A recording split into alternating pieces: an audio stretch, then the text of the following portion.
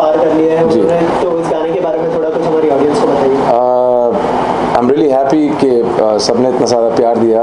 मेरा गाना club pub जो कि मैंने बोहेमिया पाजी ने और सुखी ने मिलके किया था, जिसमें उन्होंने रैप किया, और इतनी उम्मीद नहीं थी कि इतने इस लेवल पे जाएगा। एंड लोगों ने इतना प्यार दिया, specially north and outside India, Mumbai, जितनी मेट्रो सिटीज़ हैं, जितने यूथ हैं। एंड बहुत ही पैपी नंबर है, बहुत ही पार्टी नंबर है।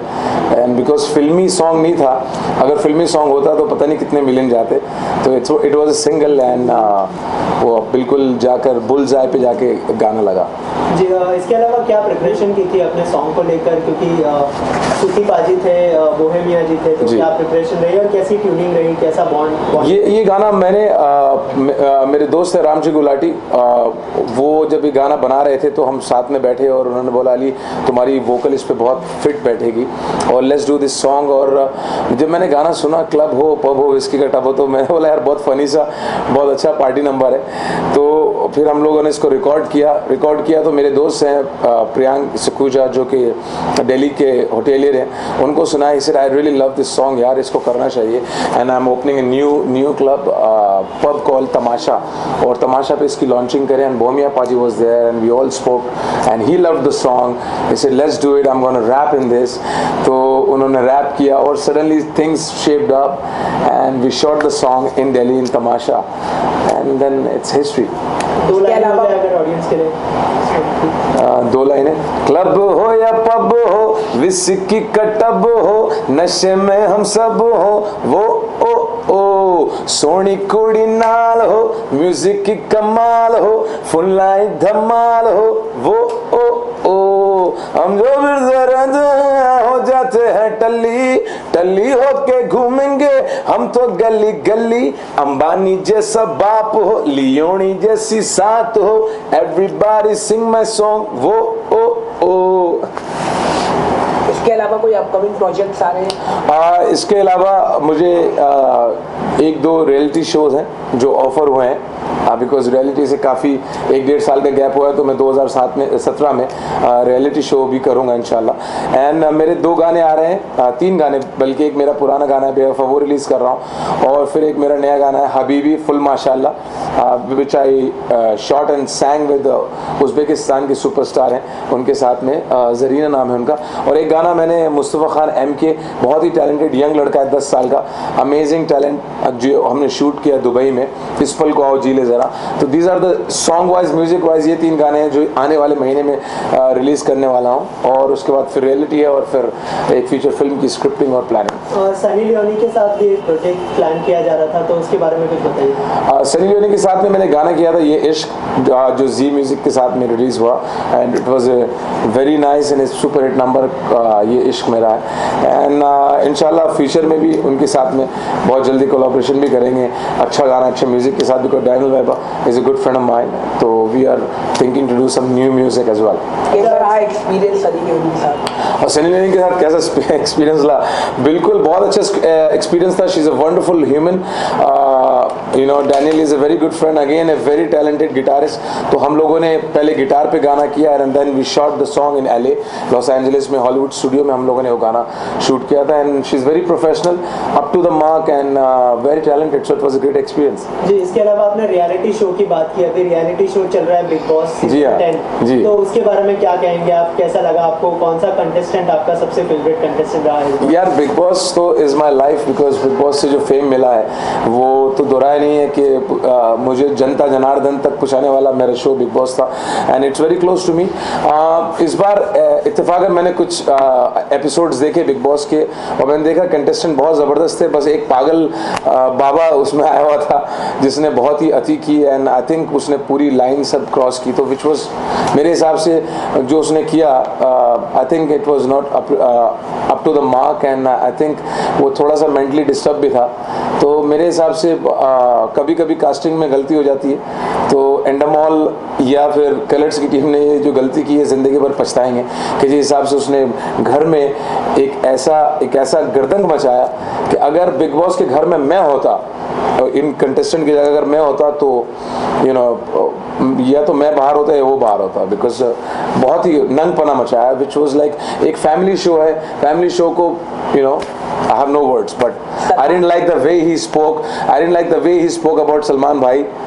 सलमान भाई के बारे में उन्होंने उल्टी सीधी बातें धमकी दी है, और मैं दुआ करता हूँ और बाबा मुझे गलती से किसी इवेंट में मिल मत जाना, बिकॉज जिस हिसाब से तुमने धमकियाँ दी हैं बिग बॉस की टीम को, जिस हिसाब से तुमने धमकियाँ दी हैं सलमान भाई को, who is an amazing soul, जो पता नहीं कितने लोगों को सपोर्ट करते हैं हर तरीके से, एंड जिस हिसाब से आपने गलत एलिगेशन लगाए, अगर गलती से किसी सत्संग में भी मिल गया ना तुम, तो मैं तुम्हारा सत्संग कर दूंगा बाबा, मैं ये मैं तुम्हें धमकी दे रहा हूँ, और अगर मिल गया तो फिर देखना। अली भाई, खासतौर से हम देखते हैं कि जब हम बिग बॉस की कास्टिंग पर नजर डालते हैं, जैसे बाबा के बारे में बोल रहे हैं जी, तो उन्होंने काफी उड़दंग मचाया, काफी रहा जी, तो जब हम कास्टिंग होती है बिग बॉस की जी, तो उसके पीछे क्या स्ट्रेटजी रहती है, कैसे इन लोगों को लेके आया जाता है? क्योंकि कहीं ना कहीं बाबा की हम बात करें, he support the BJP and some other support करते हैं वो, तो इन लोगों को क्या मापदंड तय कर लिए जाते हैं कि भैया इनको लेके आओ, और इस तरीके से तुम खुलेआम उड़दंग मचा दो?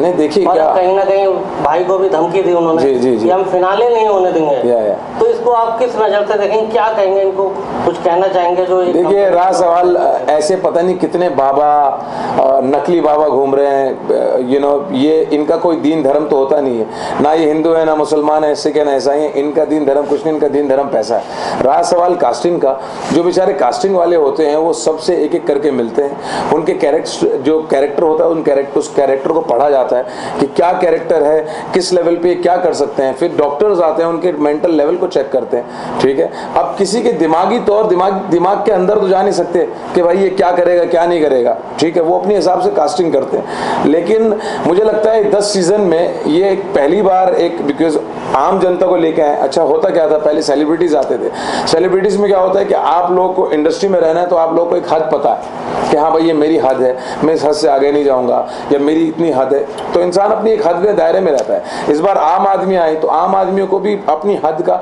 धीरे धीरे करके पता लगा, एक यहाँ पर रुक गया, एक वहां पर रुक गया। जैसे प्रियंका जग्गा आई थी, उनकी एक हद, उन्होंने भी एक शो में पूरा because they are not from this field, तो उन्होंने अपने लेवल पे खेला, सबने, अब तो वो बाहर हो गए। फिर ये बाबा ने सोचा कि मैं शो को चला रहा हूँ, वो अंदर अंदर सोचने लगा कि हाँ यार मैं ही ठीक हूँ, मैं ही शो चला रहा हूँ, मैं ही शो चला रहा हूँ। और ऐसे लोगों को क्या होता है कि थोड़ा सा अगर आप चढ़ा दो ना तो सोचने लगते हो गैस के गुब्बारे पे आ जाते हैं, तो ये लोग हैं। और रहा सवाल फिनाले का कि मैं फिनाले नहीं करने दूंगा, ये नहीं करने दूंगा, मैं अकेला जाके बिग बॉस के घर के बाहर खड़ा हो जाऊंगा और ऐसे नकली बाबा होगा ना 50 को आके इतने घुसन मारूंगा ना। आजकल मैं मार्शल आर्ट ट्रेनिंग भी कर रहा हूँ, समझे ना, तुम लोगों के लिए, ऐसे नकली बाबा के लिए। जी, इसके अलावा सलमान से कुछ बात हुई है आपकी इस बारे में, या फिर कुछ? भाई इसमें कोई बात करने की वो ही नहीं है, ये इन लोगों के बारे में जितना बात करेंगे इतना इनको पब्लिसिटी मिलेगी। तो ये लोग तो बहुत ही बकवास और बेकार लोग हैं। तो मेरे हिसाब से ऐसे लोगों पर रिएक्ट करना, मेरे हिसाब से उनको बढ़ावा देना है कि वो किसी भी लोकल चैनल पे जाके फालतू की बातें करना कि ये हैं एजेंट हैं, एक्स हैं, वाई, ये सब फालतू की बातें हैं। और मैं समझता हूँ ये बेबुनियाद है, इसको मेडिकल इलाज की ज़रूरत है। ये हॉस्पिटल में जाए, अपना इलाज करे, योगा करे, और जिस काम के लिए वो चोला पहना हुआ है लोगों की सेवा करे, ना कि डिस्ट्रक्शन करे कि फालतू के इंटरव्यू दिए कि हम लोगों ने महात्मा गांधी की गोली हमने मारी थी, केजरीवाल की गोली हम मार देंगे। ये सब बकवास इंटरव्यूज जो चलाते हैं। और मैं मीडिया से भी गुजारिश करता हूँ हाथ जोड़ के कि ऐसे लोग ना तो इंटरव्यू लें, ना इनको चढ़ाएं, इनको अपनी औकात में रखें। एक सवाल जो है वो मैं खासतौर से बॉलीवुड से थोड़ा सा हटकर है जी, जो नोटबंदी चल रही है पिछले काफी लंबे समय से, तो इस पर अली भाई की सेहत पर, अली भाई के बटुए पर कितना दबाव आया है? भैया देखो ऐसा है, ये बहुत ही इंटरेस्टिंग सा सवाल आप लोगों ने पूछा है। हम शोज करते हैं, जैसे आपको पता है एक्टिंग और सिंगिंग में जो मेरे कॉन्सर्ट्स होते हैं, शोज होते हैं, तो पहले होता क्या था कि जैसे टॉप मोस्ट जो हमारी मार्केट के जो भी हॉट सिंगर्स हैं, जैसे अरिजीत हैं, राहत साहब हैं, या हनी सिंह या बादशाह, तो इनके या आतिफ है, इनके रेट्स काफ़ी हाई लेवल पे होते हैं। तो क्लाइंट जो है, मतलब ये क्लाइंट जो होते हैं, या तो वो रेट होता है या फिर बीच में कुछ रेट होता नहीं था। तो जब नोटबंदी हुई है तो सबके रेट ड्रॉप हुए, सबके रेट ड्रॉप, और हमारे रेट थोड़े ऊपर हो गए, क्योंकि हम जो मेरी परफॉर्मेंस है, मेरी परफॉर्मेंस को लोग बोलते हैं हाँ यार ये पाजी मिक्का पाजी जैसे परफॉर्म करते हैं, या ये रैप भी करते हैं, बादशाह की तरह गाने भी गाते हैं। तो हम लोग अभी सिंगिंग में हम लोग ऊपर आ रहे हैं, सिंगर्स लाइक मी। तो हमारे लिए ये थोड़ा सा ये हो गया कि एक नई स्टार्टिंग हो गई, एक नई रेस हो गई है। तो जिस रेस में वो लोग इतने आगे थे वो थोड़े से ऐसे हो गए नोटबंदी में, हम थोड़े से आगे आ गए। तो नोटबंदी में मेरे हिसाब से हमें तो कोई फर्क पड़ा नहीं है। जो मिलता था हमें चेक में मिलता था, कार्ड के मिलता था। मैं कार्ड ही यूज़ करता हूँ। मेरे कार्ड की भी हालत ऐसी है कि 3 जगह से कट गया है। तो अभी नया, आप लोगों से इंटरव्यू से पहले ही मैं भी अभी नया कार्ड अप्लाई करके आया हूँ। तो नोटबंदी में मुझे तो, हम सिंगर्स को तो फर्क नहीं पड़ा। हाँ, जो आम लोग हैं जो लाइन में लग रहे हैं, एक नई रेवोल्यूशन है। और देखिए क्या होता है, हमारे प्रधानमंत्री जी ने एक नई चीज़ लेके आए हैं इंशाल्लाह दूसरे लेवल पे जाने के लिए, करप्शन बंद करने के लिए।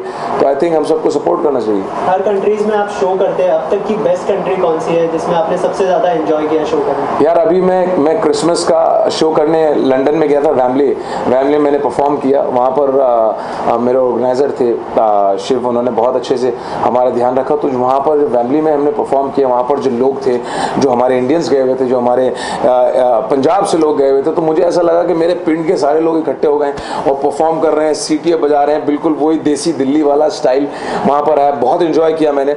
और ना सिर्फ इंडियन बल्कि from Bangladesh, people from Bangladesh, amazing community, उनके साथ परफॉर्म किया। उन्होंने इतना प्यार दिया। तो हम सिंगर्स को जैसे ही इंडिया से बाहर निकलते हैं तो हमें श्रीलंकन भी प्यार करते हैं, बेंगोलीज भी प्यार करते हैं, पाकिस्तानी भी, इंडियन भी, सब प्यार करते हैं, बिकॉज सब एक साथ रहते हैं। तो ये मज़ा मुझे लंदन में बहुत ज़्यादा आया।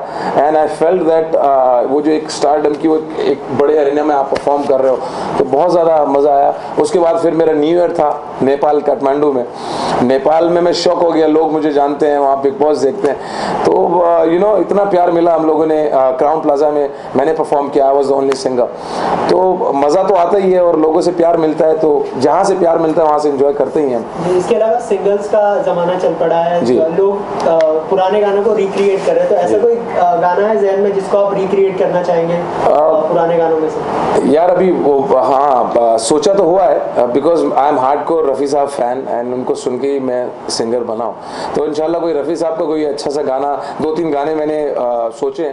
तो इंशाल्लाह इस साल में कुछ एक गाना मैं उनको डेडिकेट करूँगा और एक पैपी नंबर उनका जो है लेके वो गाने वाला हूँ। हाल ही में बॉलीवुड एक्टर ओमपुरी नहीं रहे, तो उस पर आप क्या कहना चाहोगे? ये बहुत ही दुख भरा समाचार है, क्योंकि ओमपुरी जी ना सिर्फ एक एक्टर थे बल्कि एक्टर्स की बैकबोन थे। मतलब उनके साथ जिन्होंने भी काम किया है ना, वो एक लेवल से दूसरे लेवल पे आ गए हैं, क्योंकि उनके साथ काम करके लोगों ने सीखा है कि कैसे एक्टिंग होती है।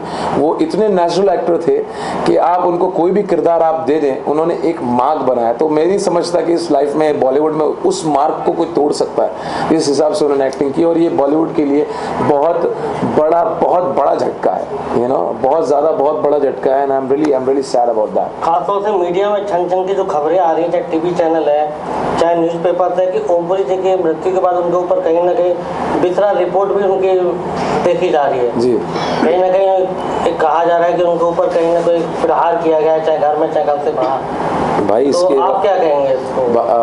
भाई इसके बारे में तो मुझे बिल्कुल भी नॉलेज नहीं है कि क्या हुआ क्या नहीं। लेकिन जब ये समाचार सुना और ये दुख भरा समाचार सुना तो मेरे पैर के नीचे ज़मीन निकल गई। And it was such a big shock for me, I can even tell you. And हमारे बड़े सीनियर एक्टर चले गए, इसका बहुत अफसोस है। सर आपका जो सॉन्ग है तेरे आशिकों से, वो जरा आप गा देंगे तो अच्छा होगा। ये तेरे अश्कों से मैं डेडिकेट करना चाहूँगा मेरे भाई आबिस को, जिनके जो अभी हाल फिलहाल में ही, अगर आप लोगों ने सुना होगा, जिन्होंने मुझे रॉर फिल्म में इंट्रोड्यूस किया था, रॉर टाइगर्स ऑफ सुंदरबन। वो नहीं रहे इस्तांबुल अटैक में and he was a brother to me.